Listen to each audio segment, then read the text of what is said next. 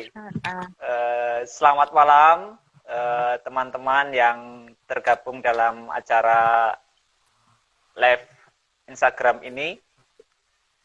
Beberapa waktu yang lalu saya itu gelisah begitu ya dengan permasalahan sampah. Ternyata sampai detik ini tuh belum ketemu formula yang tepat begitu untuk menangani itu. Ya banyak teman-teman yang sudah melakukan upaya-upaya yang saya pikir sangat signifikan ya, memberikan solusi begitu tentang pengelolaan sampah sehingga tidak sampah itu tidak terbuang sia-sia di tempat yang salah begitu, tetapi sampah dikelola sedemikian rupa bahkan beberapa menjadi benda yang punya nilai gitu ya, dan ya, malah jadi profesi bagi teman-teman ya tidak kalau yang kreatif ya Kak ya. Betul, kalau yang dulu kan yang selama ini ada kan teman-teman yang kolektor sampah, pemulung sampah begitu ya, tapi rupanya sekarang mulai terkelola dengan sangat baik sehingga daya jangkaunya itu menjadi semakin masif berkat kemajuan teknologi begitu. Dan aktornya semakin banyak. Yep. Dan banyak orang yang terlibat gitu. Nah, ini menarik bagi saya ya, ketika saya menyimak ada Rapel ID begitu ya, rupanya punya concern di situ. Dan ini bagi saya nih, ini harapan baru nih, terutama untuk daerah Jawa Tengah DIY begitu ya. Kalau Jakarta mungkin sudah mulai masif ya, ibu kota begitu. Tapi kalau di Jawa Tengah DIY itu saya pikir ini peluang baru yang belum banyak yang memanfaatkan itu gitu. Nah, lalu saya iseng-iseng kontak Mas Kris.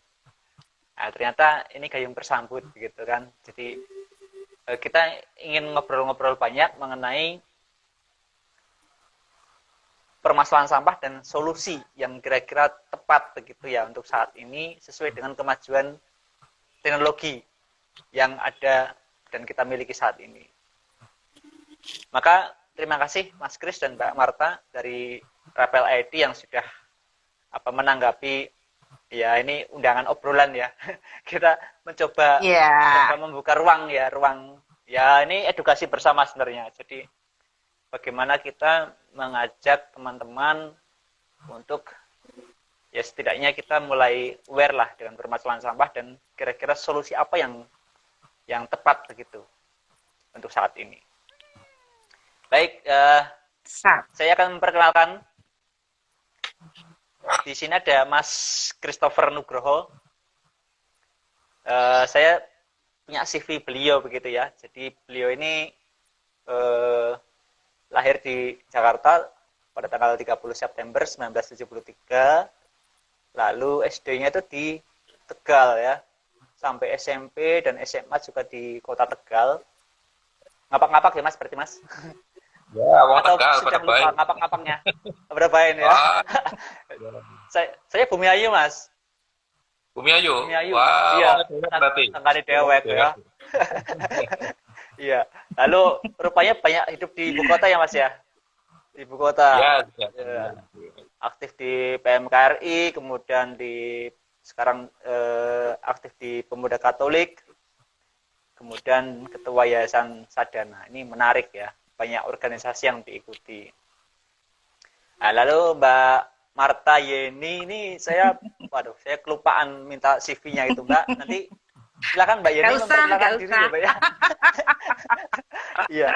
Jadi yang penting kita saling inilah ya. Iya. Oke. Baik, mungkin kita awali dulu ya obrolan pada malam hari ini ya. Seputar Rapel ID begitu. Nah, ini Mas Kris atau Mbak Yeni dulu ya, nanti silakan sharing begitu. Sebenarnya konteks kelahiran dari Rapel ID itu apa Mas? Apa yang memicu begitu sehingga Rapel ID itu lahir? Ya.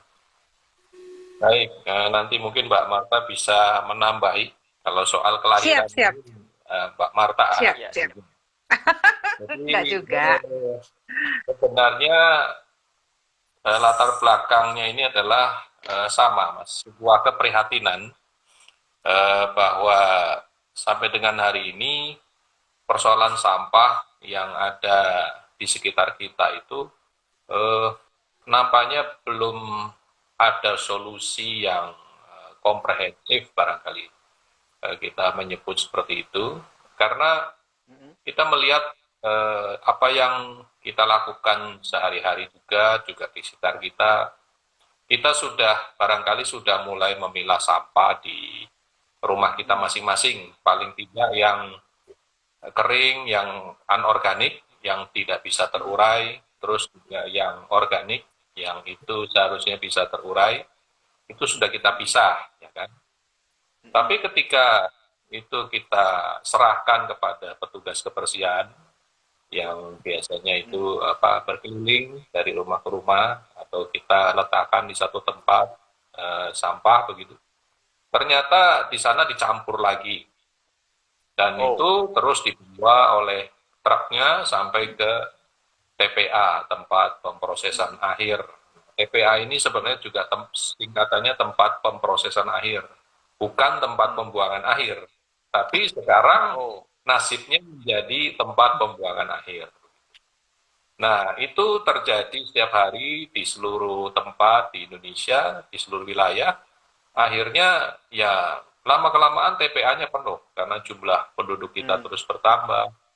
Juga jumlah sampah itu kan juga berbanding lurus dengan tingkat kemajuan, tingkat kemakmuran suatu wilayah, dan penduduk kita rata-rata semakin baik ekonominya, jadi jumlah sampahnya juga meningkat. Nah, kondisi ini tentu saja perlu ada terobosan, perlu ada alternatif solusi untuk mengatasi ini. Nah, sesungguhnya sebenarnya sampah yang disebut sampah itu kan merupakan sesuatu yang masih bisa dimanfaatkan, sesuatu yang bahkan bernilai, tapi dengan syarat itu harus dipilah terlebih dahulu. Jadi dipilahnya itu sejak dari sumbernya, sejak dari rumah kita masing-masing. Nah, kalau di kantor ya berarti sejak dari kantor, atau sejak dari toko, dari tempat-tempat usaha, dari mall, itu semuanya sudah harus dipilah terlebih dahulu. Nah, yang anorganik, yang sesungguhnya itu bisa didaur ulang, karena di negara kita ini ada banyak pabrik daur ulang yang didirikan dan mereka juga membutuhkan bahan baku. Nah, sampah yang anorganik seperti plastik, termasuk plastik resep, terus juga yang botol-botol beling, terus yang besi-besi rongsok, minyak selantah, dan lain-lain itu sesungguhnya bisa didaur ulang, bisa dimanfaatkan untuk menjadi produk yang berguna, yang bermanfaat. Ya. Tapi ya itu tadi, itu tidak boleh dicampur, karena kalau dicampur menjadi kotor, menjadi bau, dan itu berakhir di TPA, akhirnya itu menjadi lebih sulit untuk dimanfaatkan. Nah, demikian juga dengan yang organik. Yang organik ini kan bisa dibuat menjadi kompos, bisa dibuat kalau kulit buah, potongan-potongan buah, itu bisa dipakai untuk ekoenzim, dan sekarang yang sedang tren kan dipakai untuk makan maggot misalnya. Nah, itu semuanya bisa dimanfaatkan. Nah, tapi tentu saja dengan catatan itu tadi harus dipilah sejak dari sumbernya. Nah, kelahiran Rapel itu kami melihat bahwa bagaimana supaya kita mengajak orang untuk memilah, untuk memotivasi orang untuk memilah, maka kita memberikan apresiasi, kita memberikan reward. Jadi ketika seseorang itu sudah memilah sampah di rumahnya, terutama yang sampah anorganik, itu dikumpulkan, kemudian difoto, diupload melalui aplikasi Rapel yang didesain sedemikian rupa itu, dan nanti kolektor Rapel akan mengambil dan akan membeli. Jadi sampah anorganiknya itu dijual kepada kolektor. Nah, hasil uang pembayaran itulah yang merupakan bentuk apresiasi bahwa kalau kita mau memilah, kita bisa mendapatkan rewardnya. Jadi itu latar belakangnya. kelahiran dari aplikasi Rapel ini. Nah, mungkin Mbak Marta mau menambahi, monggo. Oke, silakan Mbak. Oke, jadi dikit tambahin dikit ya. Jadi apa yang dikatakan Pak Kris tadi itu sudah cukup lengkap. Dan aplikasi kami itu aplikasi Rapel itu memang baru aja ya hadirnya. Launchingnya itu tahun 2019, tanggalnya 28 April. Jadi 28 April tahun ini baru umur 2 tahun launching. Jadi kita memang berharap dengan adanya aplikasi. Nah, apa yang menjadi apa ya istilahnya permasalahan di masyarakat ketika memang sudah banyak yang mau memilah, nah mereka akan terakomodir dengan adanya aplikasi ini. Apalagi saat ini masyarakat kita kalau bicara soal HP ini sudah seperti apa ya prioritas ya. Jadi nggak punya kuota itu seperti nggak makan kan gitu ya kan. Bangun pagi juga yang pertama kali dipegang HP kan gitu. Betul. Mau kemana-mana yang nggak boleh ketinggalan adalah HP gitu kan. Mungkin sekarang ketinggalan dompet aja masih nyantai gitu. Tapi kok ketinggalan HP kayak ketinggalan separuh nyawa gitu. Nah itu karena uangnya jadi kami betul uangnya ada di HP. Betul. Itu tadi. Jadi kami mencoba untuk masuk ke lini-lini yang memang saat ini kita apa istilahnya ya melihat celah gitu ya. Bagaimana memfasilitasi masyarakat kita yang sudah mau memilah ataupun yang baru mau belajar memilah kan gitu. Itu dengan aplikasi gitu. Karena di aplikasi kami sudah lengkap Kak. Jadi kita di aplikasi kami yang saat ini baru anorganik gitu. Kenapa anorganik tadi udah dijelaskan sama Pak Kris bahwa untuk saat ini memang eranya baru bank sampah juga tentang anorganik. TPS 3R juga mereka lebih dominan di pemilahan anorganiknya. Organiknya jadi kompos gitu kan ya. Maksudnya itu bisa selesai lah seharusnya di rumah kan begitu. Nah, yang anorganik ini kan memang yang bisa menyelesaikan kan mesin kan gitu ya Kak ya. Jadi memang harus dibantu oleh kita manusia kan gitu untuk melakukannya. Sehingga memang di aplikasi kami sudah ada Kak. Jadi jenis-jenis sampahnya atau jenis-jenis bahan daur ulang deh. Jadi kalau bicara kita ngomongin soal sampah, mereka nanti identiknya dengan kotor, bau, kumuh kan gitu. Jadi kita sebutnya jenis-jenis bahan daur ulang kan gitu.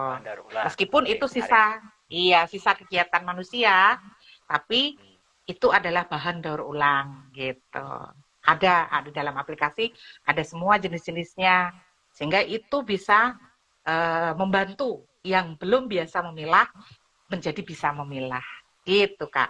Oke, baik, menarik ya.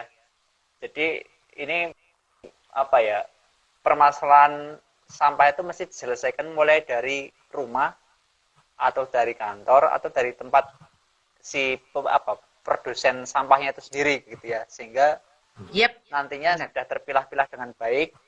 Nah, kalau selama ini kan kita melihatnya justru seperti yang dikatakan Mas Kris tadi, mungkin ada keluarga yang sudah memisahkan atau memilah-milah sampah sedemikian rupa, tetapi ketika diangkut ke tempat sampah malah disatukan lagi di TPA begitu kan. Jadi ini kan malah yang terjadi begitu. Selama ini ya saya tidak begitu yakin ya kalau petugas kebersihan itu juga punya kesadaran itu atau mungkin juga punya SOP yang ketat sampai ke TPA begitu. Nah, ini menarik ketika ada aplikasi yang mencoba mengajak kita untuk berani memilah sampah mulai dari rumah ini. Nah, lalu kira-kira bagaimana nih Mas Kris dan Mbak Marta cara mengedukasi masyarakat supaya mengubah kebiasaan dari yang awalnya hanya membuang sampah begitu saja lalu berubah menjadi kebiasaan memilah sampah sesuai jenisnya. Nah, kalau bisa mungkin lewat bantuan Rapel ID sehingga sampah itu memang benar-benar termanfaatkan dengan baik. Oke. Nanti Pak Kris ngambil juga ya. Nah, jadi gini Kak, kami di Rapel kita juga memfasilitasi kalau misalnya ada permintaan untuk kegiatan sosialisasi, Kak, sosialisasi organik. Jadi misalnya ada komunitas atau warga yang memang mereka tergerak untuk membuat semacam bank sampah, atau mereka tergerak untuk membuat sodako sampah, atau mereka tergerak untuk membuat komunitas lah, komunitas yang intinya mereka kepingin melakukan kegiatan untuk mengelola sampah. Nah, kami juga melakukan pendampingan untuk itu. Pendampingan kami dari awal nih Kak, dari awal kita melakukan sosialisasi, kita mendampingi untuk membentuk pengurus, kemudian kebutuhan-kebutuhan apa saja yang memang dibutuhkan, kita coba untuk dampingi sebisa mungkin ya, dampingi sebisa mungkin sampai kemudian mereka berhasil melakukan kegiatan tersebut dan kami juga menyediakan diri untuk membelinya. Nah, jadi istilahnya kami melakukan pendampingan dari hulu sampai hilir Kak, tidak setengah-setengah nih. Jadi tidak hanya didampingi di awal, habis itu ya terserah mau jalan ya syukur, nggak jalan ya sudah gitu, enggak gitu. Jadi sampai mereka benar-benar bisa melakukan dan kami menyediakan diri sebagai oteker atau pembelinya, sehingga mereka nggak usah bingung lagi, bingung nyari ke sana kemari siapa ini yang mau beli kan gitu. Habis kayak gini mau dikemanain kayak gitu kan. Nah, itu. Nah, kemudian selain itu juga dengan kegiatan-kegiatan seperti ini Kak, live IG, webinar gitu kan. Nah, kita juga mengajak terutama gitu kan, terutama teman-teman milenial ya. Kenapa gitu? Karena begini, ini sejarahnya agak ini ya Kak, maksudnya agak unik gitu. Selama ini sasaran untuk edukasi, jadi sasaran dari instansi gitu ya, itu rata-rata adalah mereka-mereka yang ada di wilayah itu lebih ke ibu-ibu PKK. Nah, gitu. Jadi memang benar bahwa mereka itu ibu-ibu PKK ini sebenarnya garda terdepan di sebuah wilayah ya Kak ya untuk melakukan macam-macam nih, ada Yandu, ada Posbindu gitu kan, ada PAUD. Nah, ini semuanya mereka yang kerjain kan gitu. Nah, tetapi ketika kegiatan ini hanya berhenti di ibu-ibu gitu kan, kurang bisa menjamah teman-teman yang milenial, maka ini akan menjadi sebuah kegiatan yang kaderisasinya akan berhenti. Kayak gitu. Nah, kita kan butuh regenerasi nih Kak, karena betul. Sebenarnya Indonesia bonus demografi nih, bonus demografi. Yeah. Banyak nih anak-anak mudanya. Tapi ketika mereka tidak dilibatkan atau mereka tidak istilahnya hanya sekedar say hello saja, tidak kemudian dilibatkan untuk praktek melakukan itu semua, alhasil nanti kegiatan sosialisasinya hanya akan berhenti di situ-situ aja kan gitu. Harus mengulang lagi, besok mengulang lagi kan begitu. Tapi ketika menggunakan aplikasi Harapan Rapel itu teman-teman milenial yang saat ini ada di Indonesia ya, ibu-ibu muda, teman-teman muda. Nah, mereka akan mempunyai sebuah kebiasaan atau habit baru bagaimana mencintai dan merawat bumi. Nah, nantinya ketika mereka membangun sebuah keluarga, habit itu secara tidak langsung akan terus dilakukan sehingga tatanan di dalam rumah tangga anak-anaknya itu juga akan terbiasa Kak. Itu harapan Rapel gitu. Oke, menarik ya. Jadi ini tidak hanya gerakan setengah-setengah gitu ya, tapi bergulir terus-menerus lintas generasi ya. Iya Kak. Iya, karena kan memang yang namanya sampah itu kan tidak pernah berhenti ya, selalu ada begitu kan. Nah, disitulah kita butuh cara yang jitu ya untuk menyelesaikan persoalan itu.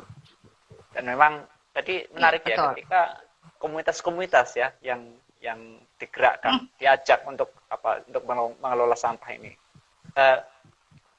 Kira-kira harapan ke depan Mbak Marta atau Mas Kris, ketika komunitas-komunitas terbentuk dan punya habitus atau kebiasaan memilah sampah dengan baik, harapan apa yang kira-kira Mas Kris dan Mbak Marta mungkin idam-idamkan begitu ya, sehingga kita tuh benar-benar punya lingkungan yang bersih, kemudian sampah itu punya nilai begitu, sehingga tidak menjadi seonggok barang yang tidak berguna, tapi justru dari situ kan malah justru berkat mengalir ya. Kalau beberapa komunitas kan justru malah menggalang dana itu dengan sedekah sampah atau sedekah sampah gitu kan, atau mungkin membiayai pendidikan atau beasiswa dari sampah.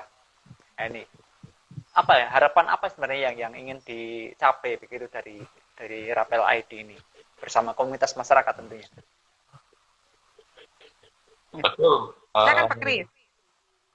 Jadi betul sekali yang disampaikan Mas Awi, bahwa sampah kalau kami tadi juga menyebutnya bukan sampah tapi bahan daur ulang untuk yang bahan-bahan sampah anorganik itu. Nah, kalau ada ungkapan sampah menjadi berkah, barangkali itu bisa menggambarkan bagaimana proses memilah dan mengelola sampah ini memang betul-betul mendatangkan berkah. Berkah yang pertama ya tentu saja rumah kita menjadi bersih, ya kan, karena kita rajin membersihkan, kemudian memilah sesuai dengan jenisnya sampah yang ada di rumah kita, maka dengan sendirinya rumah kita dan lingkungan kita juga menjadi bersih. Karena kemudian juga kita tidak meletakkan atau membuang sampah itu sembarangan. Berkah yang kedua, itu tadi ada kegiatan ekonomi yang terselenggara karena pemilahan dan proses daur ulang sampah ini. Ada yang organik itu bisa menjadi kompos, lalu komposnya itu dipakai sendiri untuk menanam cabai, tomat dan segala macam. Terus juga mungkin ekoenzim dan juga maggot. Nah, maggot ini sendiri juga bisa dijual kan, atau bisa digunakan sendiri untuk pakan ikan biasanya, atau pakan ternak seperti ayam, bebek dan lain-lain. Jadi ada kegiatan ekonomi di situ. Sedangkan yang jenis anorganik itu ketika dijual kepada kolektor rapel, nah di situ kita mendapatkan rewardnya, meskipun mungkin secara nilai relatif tidak terlalu besar, tetapi bagi para kolektor yang terlibat, yang menjadi mitra rapel, ini sudah menjadi mata pencaharian mereka. Demikian juga ketika kemudian dari kolektor, sampah anorganik itu dibawa ke gudangnya rapel untuk dipilah lebih lanjut, dikelompokkan, ditimbang, terus mungkin ada yang dipres sebelum kita kirim ke pabrik daur ulang. Di situ juga kita memperkerjakan cukup banyak tenaga kerja untuk melakukan proses itu. Jadi kita juga menyediakan lapangan kerja. Nah, berkah yang ketiga, kalau tadi berkah yang pertama itu lingkungan, berkah yang kedua terkait dengan ekonomi, ada uang yang berputar di situ, menyediakan lapangan kerja. Berkah yang ketiga itu berkah sosial. Sebagai contoh, bank sampah. Bank sampah itu kan dikelola biasanya oleh para relawan yang berasal dari warga sendiri, dari tingkat RT, RW, atau kelurahan, mendirikan bank sampah. Nah, ketika bank sampah itu dibuka, apakah seminggu sekali atau seminggu 2 kali, itu ada proses interaksi sesama warga. Warga saling bertemu, saling berjumpa, saling bertegur sapa, sehingga di situ ada proses untuk menjaga kerukunan, saling silaturahmi, yang mana kegiatannya adalah mengumpulkan dan memilah sampah. Nah, inilah berkah yang ketiga, berkah sosial, sehingga kerukunan di antara warga tidak bisa terus terjaga. Kan biasanya kalau di komplek-komplek itu kan ya warga karena saking sibuknya semuanya bekerja, kadang-kadang Sabtu Minggu karena tidak ada kegiatan bersama kan juga tidak saling bertemu. Tapi kalau kemudian ada kegiatan bank sampah, paling tidak dari rumah warga itu datang, menyerahkan sampahnya, dan kemudian di situ ada kegiatan untuk saling ngobrol-ngobrol, saling sapa, silaturahmi dan lain-lain. Nah, berkah-berkah inilah yang juga saya kira terjadi ketika kita mulai dari tadi proses memilah sampah sampai dengan mengumpulkan dan juga sampai dengan proses mendaur ulang sampah. Harapannya seperti itu. Juga untuk komunitas, memang gerakan ini ketika melibatkan anggota yang jumlahnya besar, memang itu kemudian uang hasil penjualan sampah anorganik, bahan daur ulang tadi, itu bisa dimanfaatkan untuk juga program sosial. Apalagi sekarang situasi pandemi COVID, banyak saudara-saudara kita yang kehilangan pekerjaan, terkena PHK, yang usahanya juga warungnya mungkin macet, tutup, kehilangan pelanggan, dan lain-lain. Nah, mereka tentu membutuhkan uluran tangan dari saudara-saudara terdekatnya, dari tetangganya. Nah, kalau misalkan gerakan ini bisa dilakukan banyak komunitas, termasuk juga mungkin lembaga-lembaga, institusi agama, pesantren, gereja, dan lain-lain, umatnya berbondong-bondong melakukan gerakan sedekah sampah, donasi sampah. Nah, uang yang terkumpul itu bisa dipakai untuk program-program sosial. Kadang-kadang kan kalau kita minta sumbangan berupa uang tunai kan agak berat ya. Orang seringkali juga ngomel-ngomel dimintai sumbangan terus. Tapi kalau nyumbangnya sampah yang ada di rumah kan lebih ringan, ya kan? Rumahnya menjadi bersih, ya kan? Barang rongsoknya dikeluarkan dari rumah, jadi rumahnya lebih lapang begitu. Dan kemudian dia tahu bahwa ini ada gunanya juga nanti hasil penjualannya untuk membantu tetangganya yang lain yang membutuhkan. Nah, itulah sesuatu yang kita harapkan. Harapannya ini menjadi gerakan bersama dan semakin luas. Ya. Monggo Mbak Marta, pengalaman di sampah. Silakan Mbak. Maksudnya gini, jadi kita tidak hanya terkotak pada kata berkah itu, ujung-ujungnya adalah sampah jadi duit kan gitu. Karena apa? Kalau hanya terkotak atau terstigma di kata sampah menjadi uang karena berkah itu tadi, itu ujung-ujungnya jadi kayak mendorong untuk ayo nyampah terus kan gitu, yang banyak gitu kan, biar dapat duit yang banyak kan gitu. Nah, ini kan sesuatu yang salah gitu. Itu sesuatu yang salah kan. Seharusnya kan justru seperti tadi yang Pak Kris katakan, jadi bagaimana kita memaknai berkah itu kan gitu. Berkah untuk siapa dan bagaimana dan apa. Nah, itu seperti yang dikatakan Pak Kris, sehingga mengajak masyarakat kita untuk keluar dari stigma bahwa sampah menjadi berkah itu hanya terkotak pada kata sampah menjadi uang kan gitu. Karena itu tadi ujung-ujungnya ya terus ayo cepet-cepetan nih ngumpulin sampah banyak-banyakan, akhirnya jadi nyampah deh di mana-mana. Gimana caranya menghasilkan sampah gitu kan, dapat uang nyampah dulu gitu. Iya, betul. Jadi seperti itu gitu kan. Kemudian sebenarnya berkah yang lebih besar adalah bagaimana masyarakat kemudian kita ajak melakukan pola jadi sirkular ekonomi kan gitu.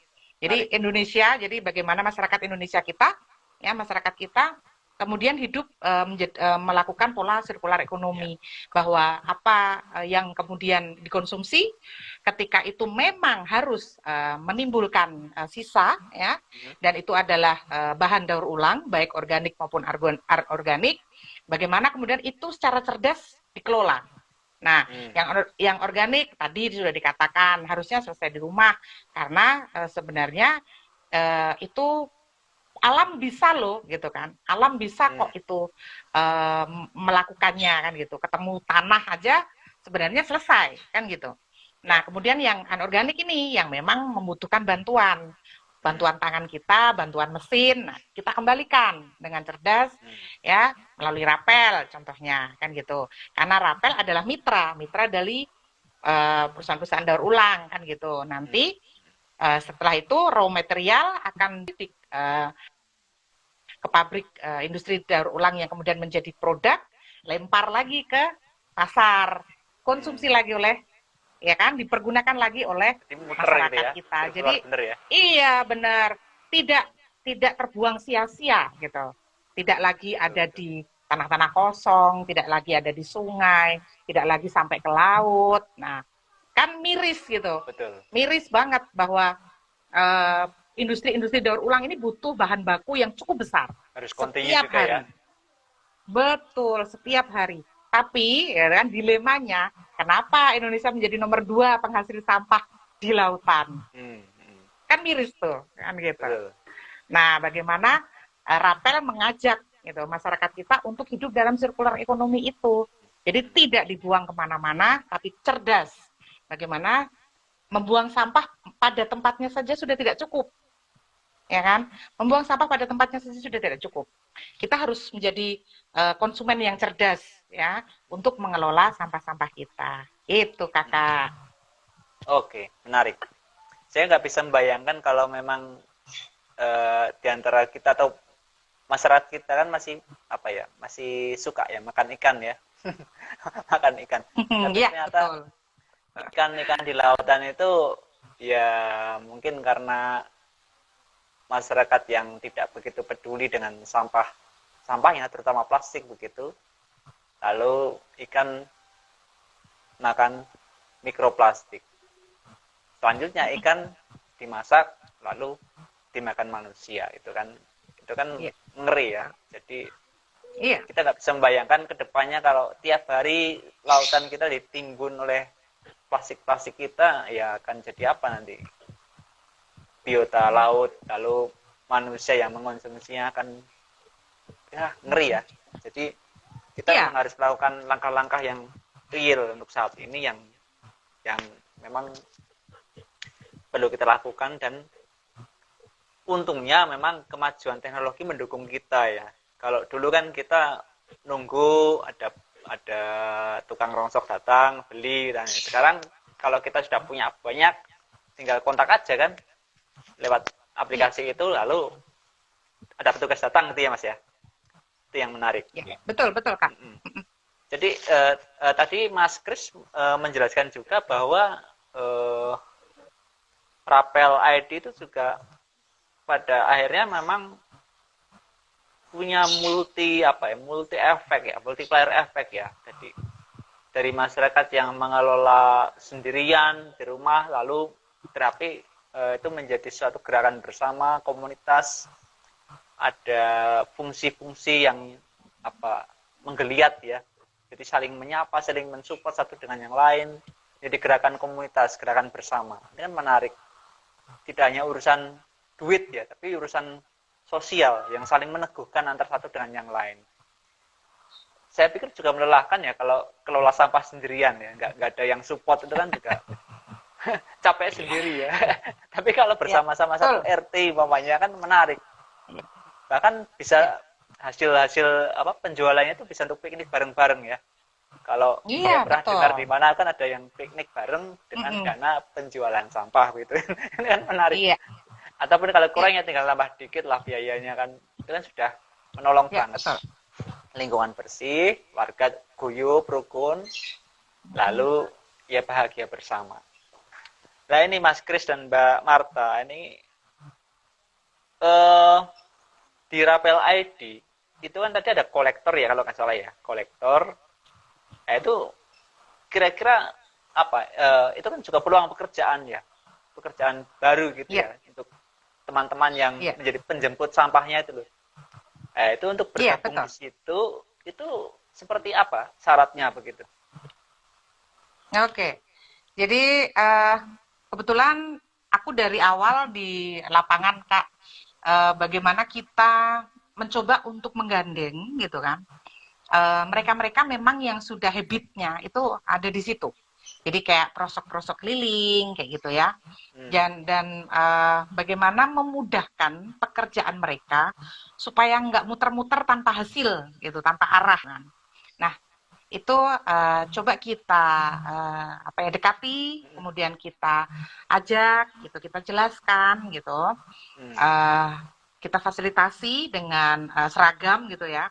Jadi bagaimana menaikkan harkat dan martabat mereka yang tadinya mungkin hanya dipandang sebelah mata gitu ya. Apalagi ada mungkin tidak hanya di Jogja, di beberapa tempat juga ada paradigma bahwa pemulung gitu atau perosok itu identik ada yang maling kayak gitu-gitu kan. Nah, nih. Jadi bagaimana menaikkan harkat mereka supaya mereka menjadi benar-benar dilihat sebagai pejuang. Nah, gitu. Soal lingkungan ya. Karena memang iya, betul. Mereka lah sebenarnya yang menjadi pejuang lingkungan itu. Nah, pelan-pelan kita ajak mereka untuk bergabung gitu ya, kita ajarin aplikasinya, kemudian kita edukasi gitu ya, edukasi dari bagaimana berkomunikasi, kemudian melayani user gitu, karena ya kita nggak menutup mata, user itu kan ada yang memang baik, ada yang rewel kayak gitu ya, ada karena mereka macam-macam karakternya. Nah, bagaimana kolektor-kolektor ini kita ajak untuk menanggapi user dengan baik, karena ini pelayanan kan begitu. Nah, mereka ini kemudian lambat laun mereka bisa menciptakan user-user baru. Nah, dengan sendiri gitu. Jadi entah tetangganya gitu kan, saudara-saudaranya. Nah, akhirnya terciptalah sebuah kegiatan yang cukup menyenangkan untuk mereka memang yang habitnya memang sudah ada di situ, karena tadinya harus jalan keliling-keliling, nggak tentu arah gitu kan, cari mereka yang punya rosok gitu. Nah, ini kan enggak, tinggal tunggu aplikasi, notifikasi masuk, nah tinggal klik ambil kan gitu, jemput.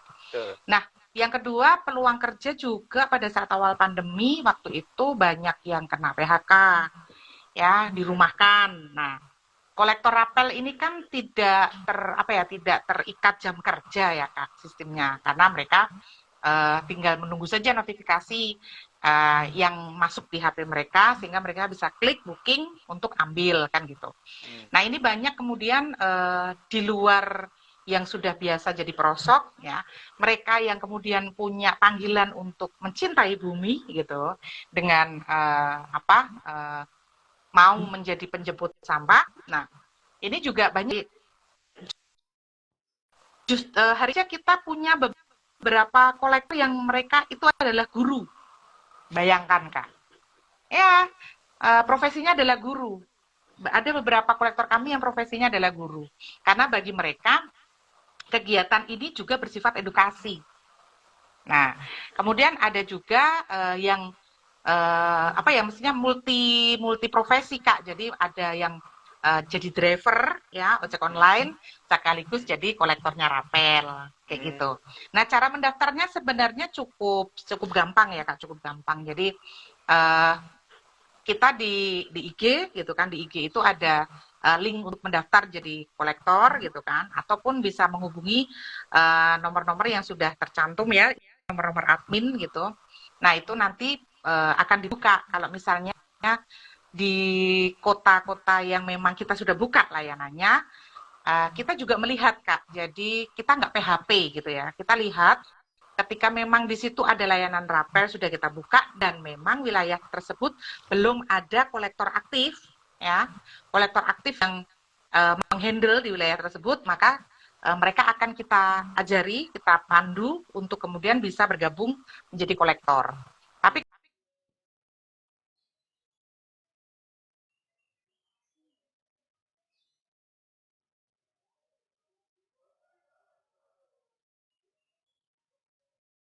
ketika di situ sudah ada kolektor aktif yang masih mampu untuk menangani user-user yang ada di wilayah tersebut, di situ belum kita masukkan kolektor baru Kak. Jadi kita sistemnya juga ada seleksi lah, seleksi sebenarnya bukan seleksi performa ya, tapi lebih seleksi ke titik ya, titik penempatan gitu aja sih. Nah, teman-teman yang bergabung dengan kami jadi memang benar-benar itu bisa menjadi sebuah mata pencaharian gitu, yang memang mereka juga istilahnya ada rasa ikatan yang cukup bagus lah dengan rapel sampai dengan hari ini. Begitu sih Kak. Jadi memang kita mencoba untuk menciptakan lapangan baru dengan meningkatkan harkat dan martabat yang tadinya mereka itu tidak dipandang gitu. Nah, sekarang dengan seragam rapel mau masuk ke perumahan elit juga oke aja karena diundang kan gitu. Itu Kak. Iya, menarik ya. Jadi kolektor sampah itu memang benar-benar pejuang lingkungan ya. Ketika mungkin kita di rumah tinggal ngumpulin aja, memilah-milah, lalu ada petugas yang menjemput, itu kita sudah dibantu benar-benar. Daripada kita harus mengurusi sampai ke tempat sampah dan lain sebagainya. Jadi memang teman-teman yang tergabung di kolektor itu memang sudah layak dan sepantasnya lah untuk kita hormati, kita dukung ya martabatnya sebagai pejuang lingkungan. Karena memang selama ini image di masyarakat itu bahkan memandang sebelah mata gitu ya. Walaupun dipicu oleh satu atau dua kasus yang ya mungkin ada tukang rongsok yang tidak hanya ngambil sampah tapi juga ngambil barang-barang yang lain kan, sehingga mereka trauma atau apa, sehingga ditulisi kan pemulung dilarang masuk ya, kalau itu kan Rapel kan sudah sangat mengangkat harkat martabat dari kolektor itu, ada seragam, lalu kemampuan berkomunikasi dan skill-skill yang memang dibutuhkan sungguh-sungguh oleh si kolektor itu sendiri. Ini menarik juga, artinya ada profesi baru gitu ya untuk teman-teman, membuka peluang juga ketika kondisi perekonomian sedang lesu, itu menjadi ya pertolongan lah untuk teman-teman yang memang membutuhkan. Mas Kris dan Mbak Marta, menarik ya kita bicara sampah. Lalu yang saya masih penasaran ya, kalau Rapel ID itu cakupan pelayanannya sudah sampai mana saja? Ya.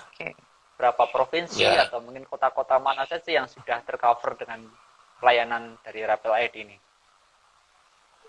Kalau untuk aplikasinya itu sebenarnya sudah bisa di-download di seluruh wilayah Indonesia, Mas Awi.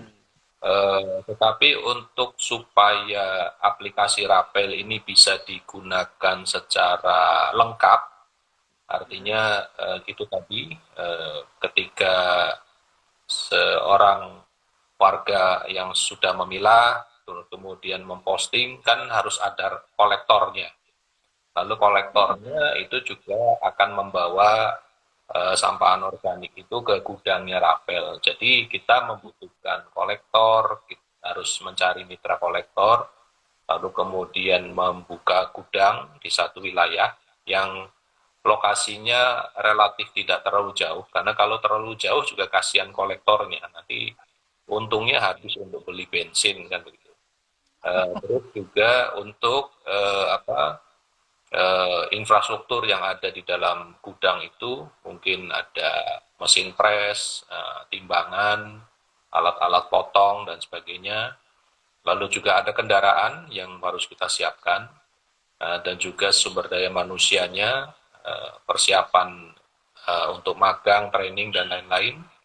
Maka untuk bisa membuka layanan yang lengkap seperti itu, memang saat ini kita baru ada di Yogyakarta, lalu mulai awal tahun ini kita sudah membuka di kota Semarang, dan dalam 1 bulan ini kami sedang mempersiapkan untuk kota Solo, Surakarta. Nah, harapannya dalam tahun ini juga kemungkinan kita akan dalam proses untuk wilayah kota Tangerang Raya, jadi 3 Kabupaten Tangerang, Kota Tangerang, dan Tangerang Selatan, ini juga sedang dalam proses penjajakan dan persiapan. Lalu kalau yang terdekat dari Jogja, Semarang, Solo, itu barangkali Kabupaten Klaten. Terus kalau Semarang berarti melebar ke sebelahnya, Kabupaten Semarang, dan juga ke arah Pati, itu kami juga sedang mempersiapkan ke sana. Kalau Solo itu Solo Raya yang menjadi prioritas. Jadi sementara baru itu sanggupnya. Iya. Artinya kan peluang masih terbuka lebar ya, sama lebarkan sayap layanannya itu kan ya.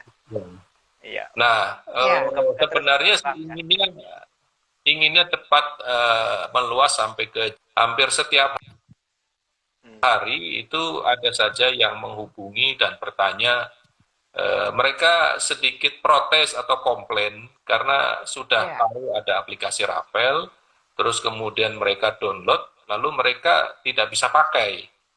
Karena berada di luar kota-kota tadi yang disebutkan. Nah, ini kan juga menjadi kami mohon maaf bahwa memang tapi memang belum bisa digunakan karena memang tidak ada atau belum ada infrastruktur yang tersedia untuk memberikan layanan yang lengkap itu.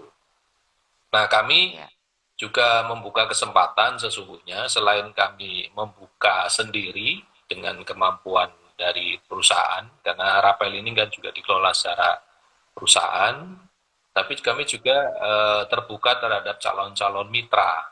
Jadi ketika ada calon mitra yang ingin bekerja sama dengan Rapel, itu dapat menghubungi kami di kota-kota yang ada di Pulau Jawa ini, dan kemudian kita akan melakukan penjajakan sejauh mana kita bisa membuka semacam cabang, atau kami menyebutnya kerjasama operasional.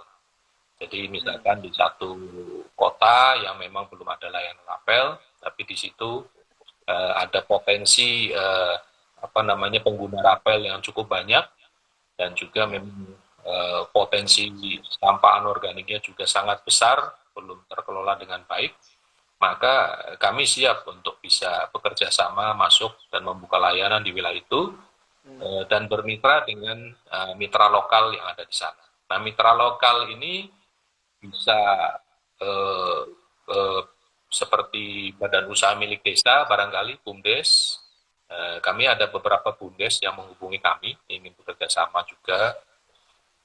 Terus juga dengan pemerintah, dalam hal ini Dinas Lingkungan Hidup, yang ingin difasilitasi bekerja sama dengan bank sampah yang ada di satu kota atau satu kabupaten, itu juga beberapa kami dihubungi.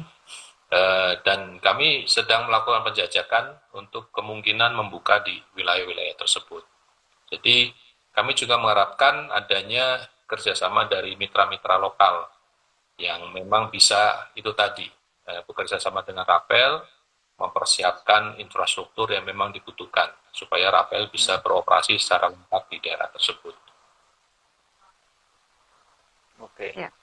Betul. Jadi seperti Dalai Lama mengatakan bahwa merawat, memelihara bumi tempat tinggal kita itu adalah tanggung jawab individu dan kolektif.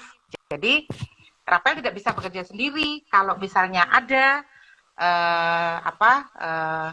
orang-orang di luar sana, para pengusaha atau komunitas atau BUMDes gitu ya, yang memang gitu tertarik untuk kemudian menduplikasi kegiatan Rapel di wilayah-wilayah tersebut yang belum ada layanan Rapel. Nah, ini juga kita siap gitu untuk membantu gitu. Jadi tidak kemudian harus 100% tenaga kami sendiri, karena itu tadi ya Dalai Lama mengatakan tanggung jawab individu dan kolektif gitu. Oke, menarik ya.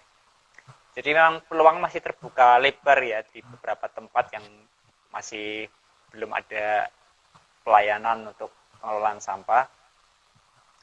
Tapi menarik juga ketika di Jogja, kemudian sebagian Jawa Tengah sudah mulai dirintis, lalu mitra mulai bermunculan, lalu kolektor mulai terlibat di sana, user mulai ada, itu kan menarik. Artinya kan nanti sampah-sampah yang sebelumnya itu tidak jelas mau kemana gitu kan, ini menjadi jelas ya, kira-kira akan kemana, betul. Akan dikelola atau diubah jadi apa kan jelas daripada sebelumnya. Ini yang patut kita syukuri untuk sampai hari ini gitu kan.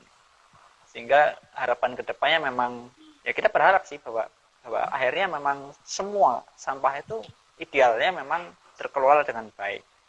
Tapi kan itu proses yang cukup panjang ya, karena itu terkait tidak hanya dengan Rapel ID juga, tapi juga dengan perspektif atau mungkin paradigma masyarakat memandang sampah itu, lalu kebijakan yang ada di daerah tersebut, lalu iklim yang mempengaruhi cara produksi dan cara mengkonsumsi di masyarakat itu sendiri. Baik, menarik sekali Mas Kris dan Mbak Marta. Sepertinya ini kita sudah di penghujung ini ya. Karena memang kita tidak harus berlama-lama, tapi kita sudah waktunya memang harus bergerak terus menerus ya, walaupun edukasi juga tetap harus dilangsungkan, tapi proses untuk dari ide-ide menjadi tindakan itu kan memang harus butuh perangkat, butuh alat begitu kan. Iya. Nah, sejauh ini teknologi sudah menjawab itu. Nah, ini lebih ke Mbak Marta dan Mas Kris sendiri. Pengalaman ya, ini pengalaman pribadi ya. Mungkin bisa bisa sharingkan. Apa yang didapat dari pengalaman Mas Kris dan Mbak Marta terkait dengan untuk mengelola sampah ini menjadi suatu bentuk kesaksian bahwa kita pun di sini dalam upaya untuk merawat bumi.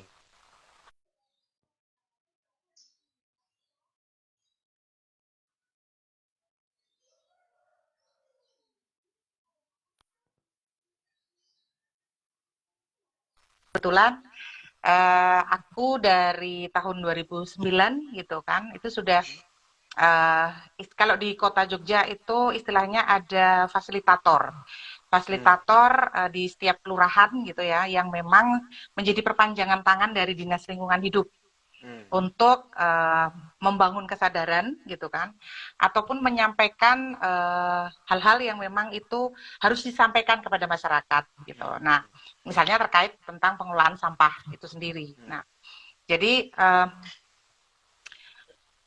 apa yang aku rasakan gitu ya dengan diriku sendiri gitu ya, ketika aku menjadi maksudnya banyak diberi ilmu tentang bagaimana kita mengelola sampah. Sampah adalah tanggung jawab kita sendiri karena kita sebagai itu sendiri, bukan kemudian menjadi tanggung jawab pemerintah gitu ya, karena dengan alat liar kan gitu. Nah, itu bagi aku sendiri gitu, bagaimana kemudian itu menjadi sebuah pola untuk mendidik anak-anak dan seisi keluargaku sendiri, keluarga intiku sendiri. Bagaimana satu, mereka mau mengurangi gitu kan, mengurangi ketika mau masuk ke dalam rumah gitu kan. Mereka benar-benar harus berpikir ketika mau bawa pulang sesuatu, ini kira-kira nanti bisa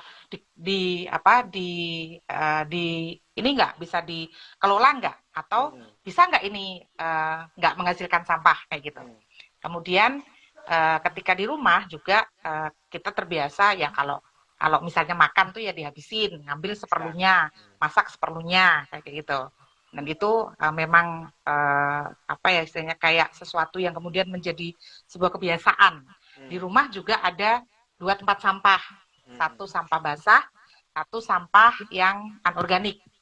Sampah basah itu aku sudah terbiasa untuk membuat kompos. Jadi maksudnya sebenarnya tidak identik dengan kompos ya, karena menurut aku memang kalau itu dibilang kompos itu memang unsurnya harus lengkap gitu ya. Minimal gitu kan, minimal itu bisa jadi tambah-tambah untuk media tanam, karena kebetulan aku juga seneng bertanam kayak gitu. Jadi misalnya untuk tanaman hias atau untuk sayur-sayuran kayak gitu. Dan terkadang jadi gini Kak, lucunya gitu, ketika aku melakukan sosialisasi, contohnya ini mengenai organik dulu gitu. Ketika aku bilang ini bisa dikomposkan, bisa ini sendiri kayak gitu kan, bisa dengan alat apa saja, aku sudah praktek semuanya kan gitu. Nah, itu mereka itu berpikirnya kayak gini, terus nanti kalau kita bikin terus gitu kan, nanti itu jadi banyak, terus nanti dijual kemana kalau semua orang membuat. Nah, kadang-kadang masyarakat kita itu sudah takut dengan sesuatu yang belum dilakukan.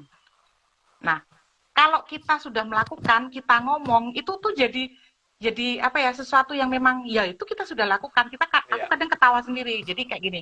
Jadi kayak ibu-ibu jangan takut, saya aja yang sudah praktek bertahun-tahun aja tanah kadang masih beli loh, gitu. Ketika aku mau nanam-nanam, aku masih harus beli pupuk nih, aku masih harus beli tanah nih, gitu kan. Karena apa yang aku buat di rumah itu tidak cukup, kayak gitu. Aku tidak punya lahan, aku cuma pakai pot, pakai polybag, kayak gitu. Itu saja aku masih kurang. Lah, kalau kemudian ibu ketakutan sih sampah yang dihasilkan setiap harinya, nah itu. Jadi itulah masyarakat kita. Kadang mereka memang belum melakukan, tapi sudah ketakutan duluan gitu. Atau entah itu ketakutan, entah itu males, entah itu memang nggak niat gitu kan. Nah ini yang harus terus menerus gitu kan, terus menerus kita kasih tahu, kita kasih teladan, kita kasih contoh kayak gitu. Itu sih Kak. Jadi kayak aku tidak hanya bisa bicara, tetapi aku juga sudah melakukan. Sehingga ketika ketika mereka ngomong yang ke A, B, C gitu, aku bisa jawab gitu, karena aku sudah lakukan gitu. Itu sih pengalaman yang menurut aku menarik gitu ya, menarik. Gitu. Jadi mengatakan yang sudah dilakukan ya, itu jadi kesaksian hidup ya. Jadi memang benar-benar itu ada bukti nyata sehingga masyarakat pun akan percaya dengan itu semua itu kan. Baik, kalau Mas Kris gimana Mas Kris? Pengalaman tadi apa yang sudah dirasakan? Maaf tadi saya lihat di kolom chat ini ada Mas Khairul Mahfud dari Kalimantan barangkali ya. Oh iya, betul. Tapi bertanya apakah rapel bisa dibuka di Kalimantan?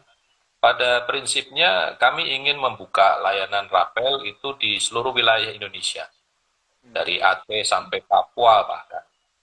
Tetapi memang untuk saat ini karena barangkali kondisi keterbatasan kami masih terfokus di Jawa. Itu pun kami ya seperti obat nyamuk begitu melungker-lungker masih di Jogja dan sekitarnya, Semarang dan sekitarnya, Solo dan sekitarnya. Mungkin itu yang kami prioritaskan dulu karena memang infrastruktur kami kebetulan adanya di daerah tersebut kan. Kalau sudah ada mitra kolektor kan kami harus siap juga menerima rutin setiap hari sampah anorganik yang diantarkan itu. Jadi kan kami harus siap bidangnya. Nah, kalau di Kalimantan itu memang ada mitra lokal yang siap untuk bekerjasama. Awalnya tentu harus didahului dengan survei dulu, survei studi kelayakan, karena seperti Semarang dan Solo itu kami kan bekerja sama dengan pabrik-pabrik daur ulang dan lokasinya kebetulan relatif tidak terlalu jauh. Nah kalau di Kalimantan ketika sampah anorganik itu sudah berhasil kita kumpulkan, sementara mungkin pabrik daur ulangnya masih harus ada di Jawa, nah ini biaya kirim, biaya kontainernya ya harus dihitung. Ya. Nah ini kan ya rapel ini kan sosial bisnis ya, jadi social entrepreneur. Jadi sebenarnya adalah program sosial, program lingkungan mengurusi sampah. Tetapi supaya ini bisa berjalan berkelanjutan, ini kan harus dikelola secara bisnis. Nah prinsip-prinsip bisnis kan bagaimana ketahui, jangan sampai pengeluaran lebih besar daripada pemasukan. Nanti kan program ini tidak sustainable, tidak bisa berkelanjutan.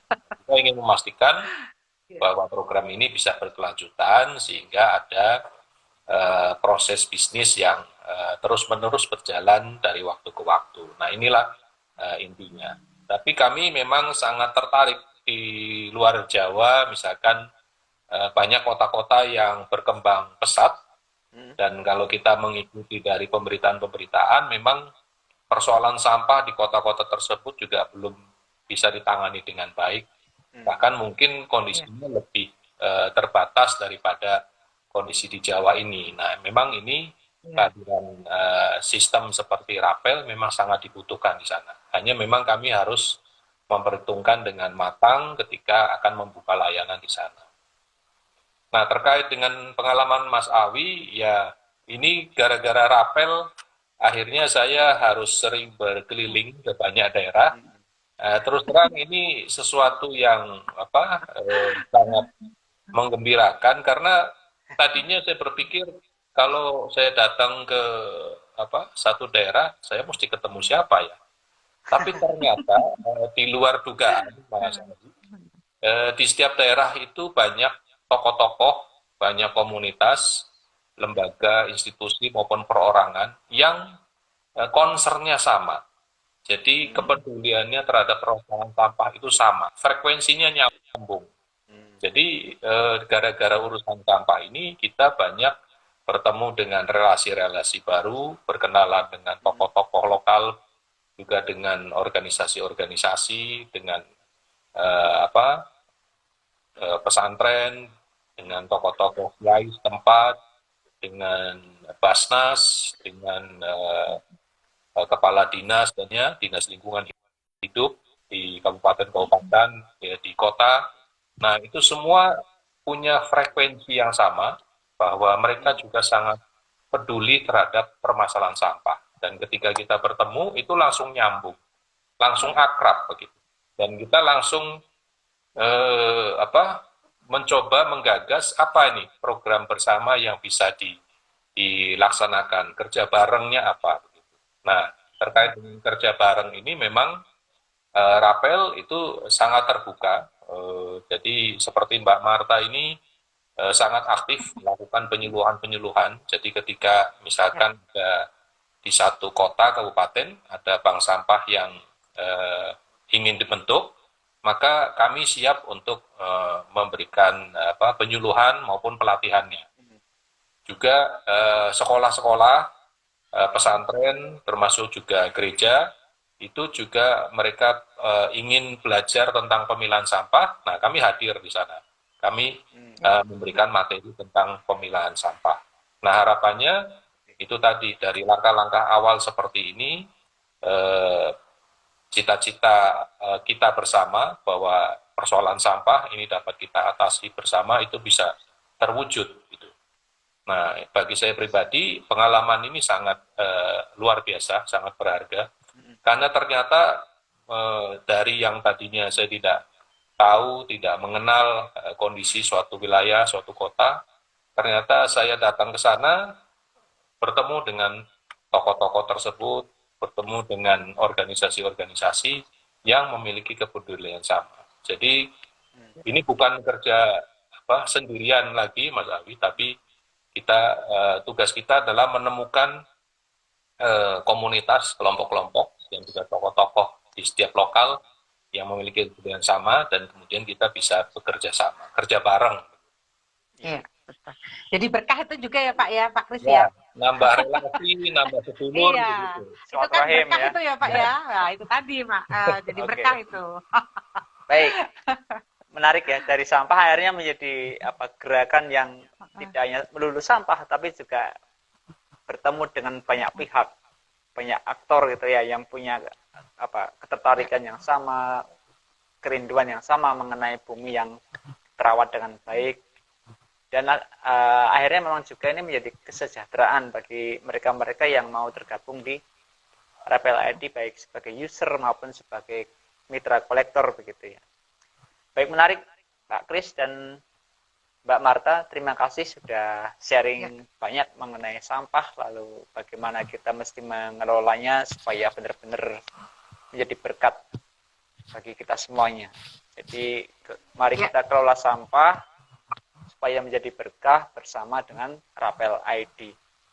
Baik, mungkin mau menjadi bagian dari Rapel ID, bisa menjadi mitra kolektor atau juga user itu sendiri, atau juga mungkin teman-teman komunitas yang ingin belajar mengenai cara mengelola sampah bisa menghubungi Rapel ID begitu ya Mas Kris ya? Iya, betul, Oke. betul. Baik, terima kasih Mas Kris dan Mbak Marta. Semoga terima kasih juga Kak menjadi Alwi berkat bagi kita semuanya. Saya mohon maaf jika ada beberapa hal yang kurang berkenan. Sampai jumpa di lain waktu. Semoga kita selalu diberkati semuanya. Salam sehat selalu. Amin. Sejahtera, Salam sehat sehat selalu. selalu.